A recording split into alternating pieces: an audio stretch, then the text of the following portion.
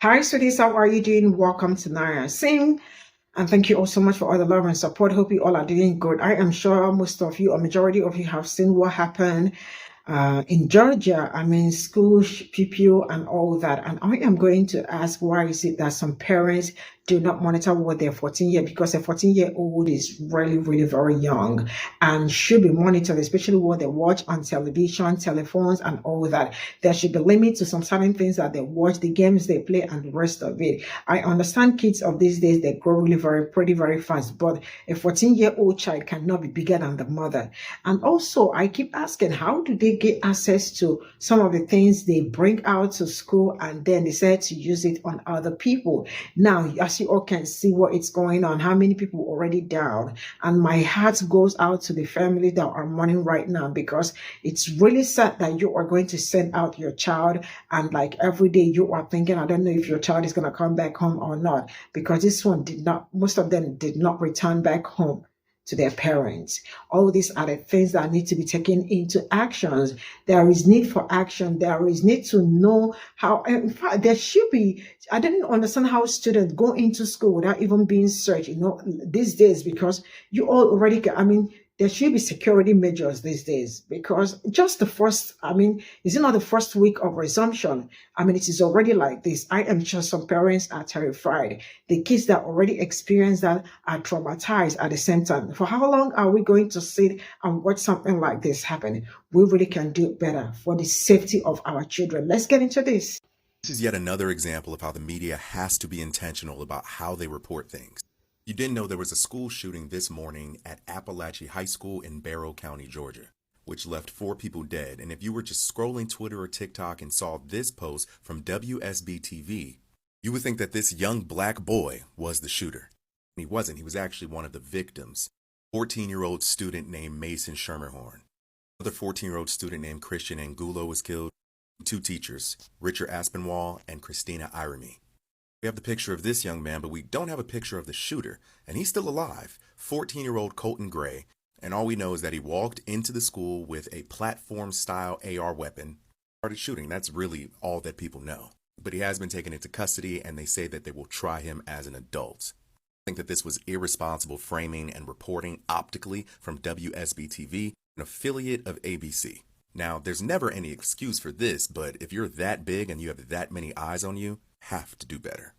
So this is a follow-up in connection with the school shooting that took place today in Winder, Georgia at Apache High School, where 2 students and 2 teachers lost their lives.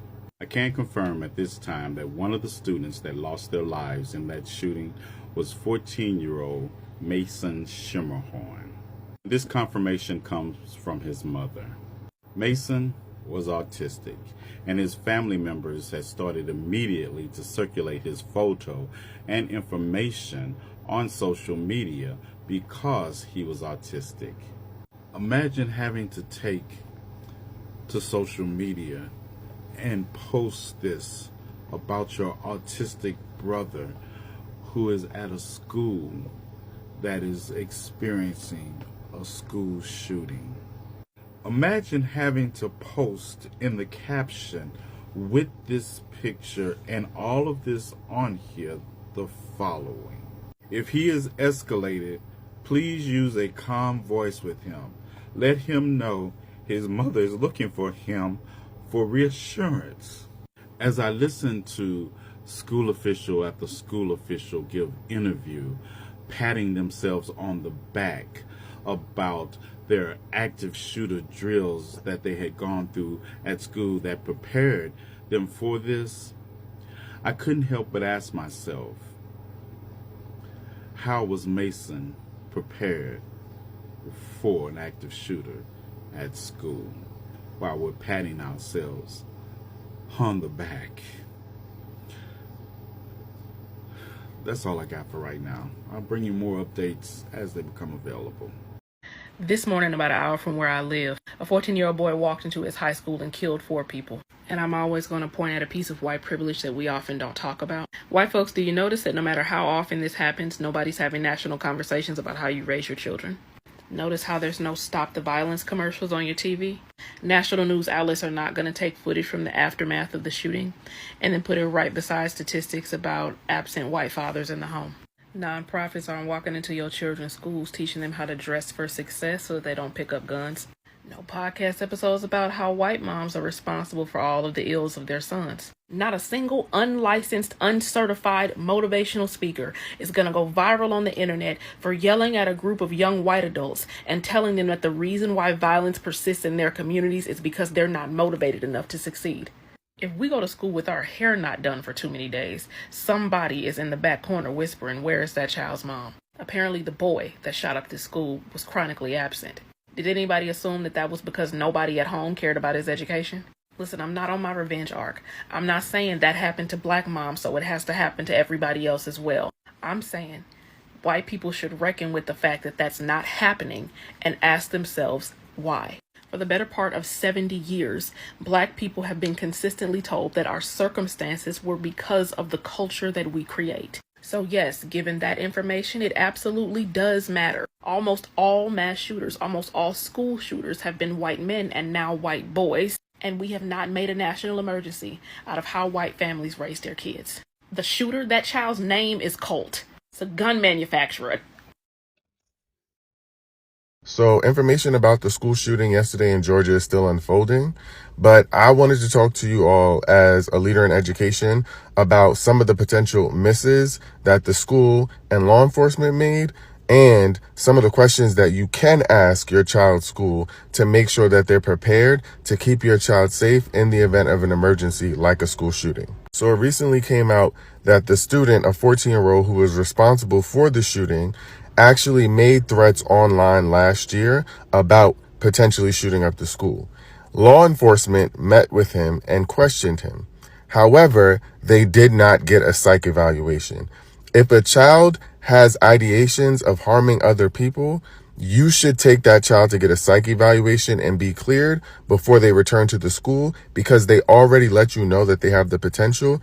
And while they should see law enforcement does not have the ability to make sure that they're not a danger to themselves or others. Another misstep is the school was notified that morning that there were going to be 5 potential school shootings in the area and that the first one would happen at that exact school. They should have made sure that law enforcement was made aware and present throughout the day, or they should have shut school down if you did not have the means to keep kids safe. But if you are aware of a potential active shooting that is going to take place, you should immediately go into some sort of planning or preventive measures to make sure that it doesn't become deadly. And lastly, it seems like the parents were not notified about any of the potential dangers prior to the school shooting. So the calls that were made that morning and or the fact that the same student made a threat to the school online last year. Now, you cannot share the information about what student made the threats, but you can absolutely share with the parents that threats were made and that you all have a plan to make sure that their kids are safe in the event that anything happens. Now, here are some things you can ask the school to make sure that they're prepared to keep your child safe in the event that there's a school shooting or an emergency event. Number 1, you can ask them about their building safety plan or district safety plan. Now, what I will say is they can't disclose all of the information in the building safety plan because it quite literally talks about what they would do in the event that there's an emergency, and they don't need someone from outside seeing that in case they are the shooter. But they can share some information from the safety plan with you to ensure that you know that their child is safe. You can also ask if the staff have been trained on evacuation drills, lockdown procedures, and any hazardous drills. Now, there are drills that happen throughout the year that involve kids. Usually they're only evacuation drills because studies have shown that it is harmful for kids to participate in lockdown drills. It causes trauma. However, the staff still need to have been trained on all of these drills in the event of an emergency so they can keep the kids safe. So you can ask if staff have been trained in all of these procedures to make sure that your kid will be safe. Also ask how they plan to communicate with you in the event of an emergency. Now, obviously, the first priority is not to communicate with people while there's an active shooter in the building. We want to make sure everybody's safe. But what are the options for communication to let you know that the school is handling it and taking care of it, so that you can have some peace of mind knowing that your child is in a safe space with people who are prepared for an event like this? Now, there's no sure way to tell when an event like this is going to happen, but there are absolutely ways to prevent events like this from happening. Most times, there are signs before the incident that the person is considering causing harm to other people to some capacity. The school needs to pay attention to those warning signs, and also parents need to pay attention to those warning signs for their kids. It's not always all on the school. And every threat should be taken seriously as an emergency, because every threat is a real threat. You don't know whether or not it's real until it happens. So you should take everything and consider everything as a real threat. Now, this video is already long, so I could share more. So let me know if y'all want to have more information about ways to keep your kids safe and ways to hold your schools accountable to keeping your kids safe. In light of the Appalachia school shootings, please don't ever ask me again why I care so much about the way other people parent their children, because this is a prime example of why I care so much. The perpetrator that carried out this horrendous crime is a 14-year-old, a child, a baby in my eyes, but we all know they're not a baby. And this child is responsible for the unaliving of 4 people and the injuring of many, many more.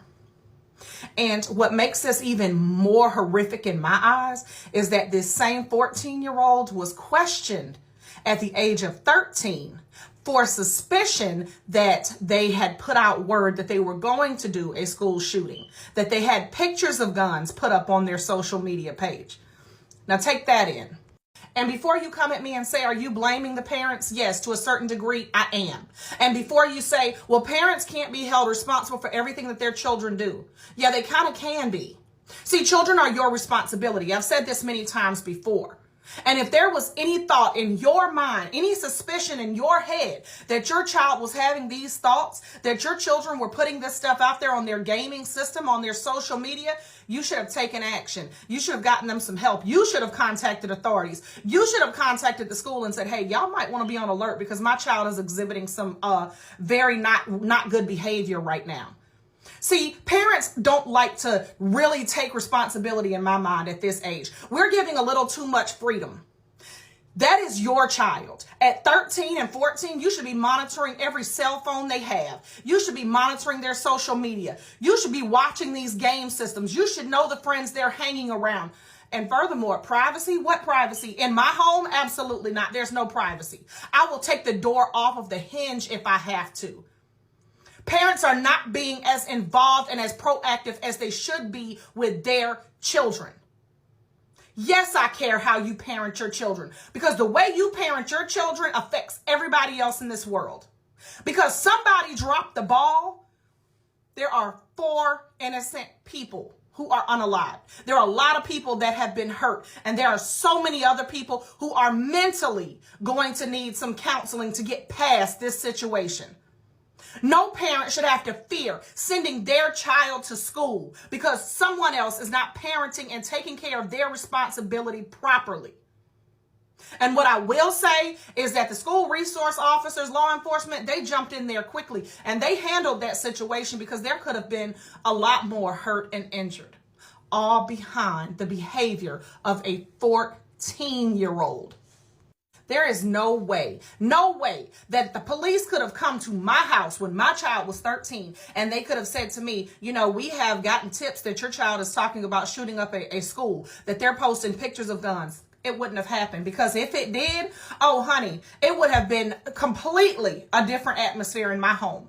Like, this is insane. Where did he get the gun? Why did he even have a cell phone? Why did he have these things if we knew that he was not using them for the purpose they should be, which is just being a teenager, being friendly, being entertaining? If they don't know how to handle things like that, they don't need them. Parents have to take more responsibility for their offspring. This is not an adult. No, we cannot control what our adult children do, but these are children. You can control the things that go on in your home. This is not an adult. This is a baby. You could control this. This could have been somewhat controlled. And like I said, if you felt like you could not physically control this child, you could have called and got this child some help. You could have alerted people. You could have let the school know. They should have been on high alert from day one. We have not even been in school a month yet. I am angered. Yes, I am heartbroken, but I am angry because parents, we have to do better. We have to do better for our children and by our children. Y'all parents are dropping the freaking ball. Your children are not your friends. I don't care what you say. They are not your friends. They are your responsibility. They are your child. You have a responsibility to raise them properly, to train them, to teach them.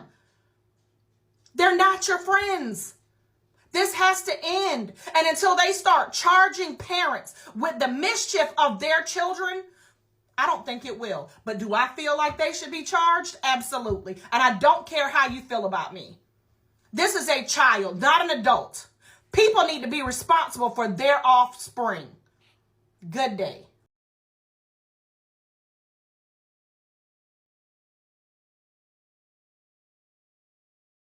So this is all I got from this video, and sincerely speaking, when I saw the video, first of all, I thought it was because I once immediately I saw calls gray. I was like, who is this? Then I decided to check. I was seeing a black young little boy's face. I was like, wait, how did this happen?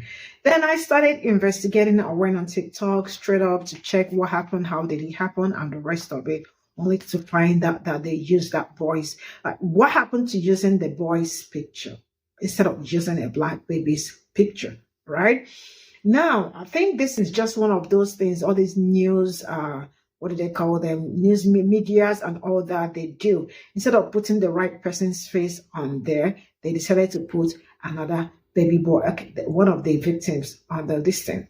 I understand probably they are not showing the video, but for security, what kind of security purposes are they not showing the boys? But that is something best known to them. I am not concerned. I do not care. But please, you all can really do better when it comes to that.